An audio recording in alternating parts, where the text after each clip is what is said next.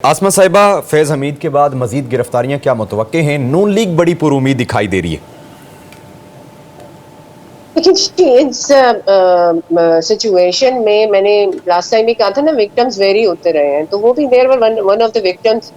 फिर इस तरह से पीटीआई भी एक टाइम पे विक्टिम की पोजीशन संभाल ली उसने, तो वो एक मुख्तलिफ किस्म की फीलिंग्स की वेव्स कभी एक तरफ से कभी दूसरी तरफ से आ रही। मगर यहाँ पे मैं थोड़ी सी चीजें ऐड करना चाहूंगी। सर ने बिल्कुल ठीक कहा कि हमें बहुत केयरफुल रहना चाहिए। यहाँ पे एक बहुत अजीब सा हैपनिंग ये है कि मिलिट्री कोर्ट से तो आपको ये तक मालूम नहीं होता कि कब किस वक्त क्या चीज हो रही है, क्या तारीख हो रही है, वकीलों ने क्या कहा है, रिश्तेदारों तक को ये मालूमात नहीं होती। इस केस में जिस किस्म की इंफॉर्मेशन फ्लो हम देख रहे हैं, दैट इज अनप्रेसिडेंट।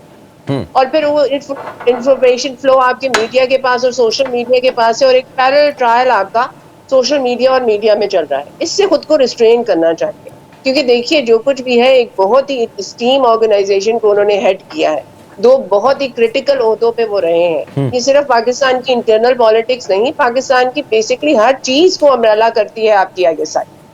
तो आप यहाँ पे हमें खुद को थोड़ा सा वाकई में रिस्ट्रेन करना चाहिए, और इस पे बहुत ज्यादा हम जैसे एक बहुत एनर्जेटिक किस्म की बहस हर जगह चली हुई है, उसको रोक के रखना चाहिए। Let's see how the things turn. बल्कि यहाँ पे एक और बात मैं ये ऐड करना चाहूंगी कि ये डोंट नो फ्रॉम वेयर, मगर इस सिचुएशन को ओवर किल भी किया जा रहा है। फैज साहब की अरेस्ट को और इस पूरे केस को, इसमें वाकई बहुत सी चीजें हैं। पॉलिटिकल री इंजीनियरिंग है, आपके ये जो करप्शन का केस है, इसके अलावा और मिसयूज ऑफ पावर है, लेकिन ये बहुत ज्यादा ओवरकिल हो रहा है। इसमें दुनिया जहान की हर चीज ऐड करने की कोशिश की जा रही, making appear like Putin plus और 007 प्लस। तो जेम्स बॉन्ड प्लस या प्यूटन प्लस के तौर पे हम एक अपने एक एस एजेंट को फिलहाल प्रेजेंट करें। This is not something that will go very nice abroad. पूरी दुनिया में हमारे इससे बहुत कोई अच्छी पिक्चर नहीं क्रिएट होगी कि हमारा जो एस एजेंट था, जो शायद इन लोगों की लाइन में आता था, वो इतना मिसयूज ऑफ पावर करता रहा है, और हमारी अपनी क्रेडिबिलिटी, एक इंस्टीट्यूशन की क्रेडिबिलिटी से बहुत हर्ट होगी। It should not be overkill. और लास्टली मेरी ये रिक्वेस्ट होगी कि इसको पॉलिटिसाइज ना किया जाए। जैसे अभी इसे खान साहब के साथ एफिलिएट करने की कोशिश की जा रही है, उससे इससे पूरी रूह मारी जाएगी। ना आप इससे पॉलिटिकल री इंजीनियरिंग रोक सकेंगे, ना आप इन इंस्टीट्यूशंस में करप्शन रोक सकेंगे। ये एक और पॉलिटिकल स्कैंडल बन के रह जाएगा। It should not be politicise. दोनों पार्टियों की तरफ से पॉलिटिसाइज नहीं होना चाहिए। इससे खुद को रिस्ट्रेन करना चाहिए। ये एक बहुत गोल्डन अपॉर्चुनिटी अगर आप इसे इस्तेमाल कर लें। ठीक अगर है, इससे हमारी सही आसमा साहिबा, आपका पॉइंट आ गया।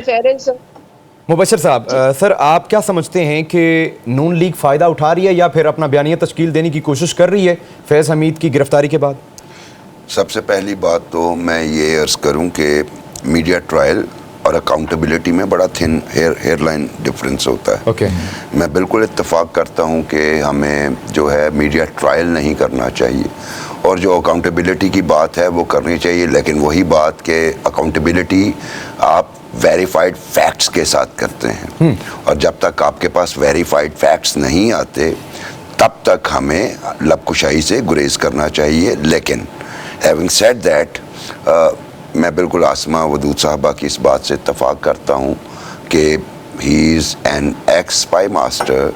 अदारे की जो है वो बदनामी होगी, लेकिन अनफॉर्चुनेटली क्या किया जाए कि जब कुछ लोगों को ये आदत पड़ जाए कि अपनी पावर का मिसयूज़ करें, तो ऐसी सूरत में क्या मीडिया को सिर्फ ये कि बदनामी होगी, इस खौफ से खामोश रहना चाहिए? चलिए, अगर यही है तो यही फार्मूला फिर हमें जजेस पे भी अप्लाई करना चाहिए और पॉलिटिशियंस पे भी अप्लाई करना चाहिए।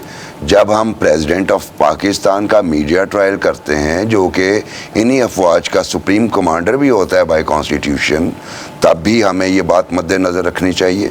जब किसी सिटिंग प्राइम मिनिस्टर का एहतसाब कर रहे होते हैं, और जब हम टीवी पे बैठ के हर रोज़ ट्रायल चल रहा होता है और उस पर भी हम अपने स्पेक्यूलेटिव एटीट्यूड के साथ आते हैं कि अब तो ये गए और अब ये हो गया, हमें उससे भी एहतराज करना चाहिए, क्योंकि ये नहीं हो सकता कि एक अदारा मुकद्दस है, पार्लियामेंट भी मुकद्दस है, जुडिशरी भी मुकद्दस है, जो प्राइम मिनिस्टर ऑफिस में बंदा बैठा है उस ऑफिस का तकद्दुस अपनी जगह पे है, बल्कि उससे मुल्क के हवाले से ज़्यादा नेगेटिव इम्पैक्ट जाता है इंटरनेशनल लेवल पे। तो मैं इत्तफाक करता हूँ ये बात सिर्फ एक एक्स स्पाई मास्टर के हवाले से नहीं, बल्कि पाकिस्तान में इस वक्त अगर कोई प्रेसिडेंट बैठा है, कोई प्राइम मिनिस्टर बैठा है, कोई चीफ मिनिस्टर बैठा है, उनके हवाले से भी होनी चाहिए कि स्पेक्यूलेटिव रिपोर्टिंग या हेरसे की बुनियाद पे रिपोर्टिंग नहीं होनी चाहिए। नून लीग का जो मामला है, देखिए नून लीग के बहुत सारे लोग, जिसमें ख्वाजा आसिफ हैं, क्रेडिबल लोग हैं, उन्होंने इसहाक डार का एक बयान आ गया, उस बयान को कम अज़ कम मीडिया फैक्ट चेक तो कर सकता है, क्या वो जो बयानात हैं वो हकीकत पर मबनी है। नून लीग चूँकि डायरेक्ट विक्टिम रही है फैज़ हमीद साहब की, और वो अकेली नहीं थी, और भी बड़े लोग जैसे सरदार गुलाम अब्बास, उन्हीं चकवाल के जो लाइफ डिस्क्वालिफिकेशन जिन्होंने फेस की, और उस वक्त फैज़ हमीद साहब डीजीसी थे, पूरे DGISI भी नहीं थे जब वो उनकी डिस्क्वालिफिकेशन हुई। वो तो एक लॉ बन गया कि 5 ईयर की डिस्क्वालिफिकेशन होगी, उसके बाद वो दोबारा वहाँ से इलेक्ट हो गए। तो बहुत सारे जगहों पे हमें मिस यूज़ ऑफ पावर नज़र आता है, कुछ मीडिया हाउसेस में भी नज़र आता है, कुछ लोग अभी सामने आएंगे आने वाले दिनों में।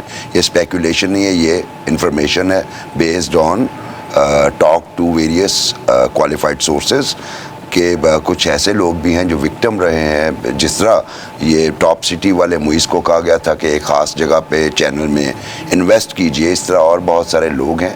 तो आने वाले दिनों में ये चीज़ें सामने आती रहेंगी। ठीक।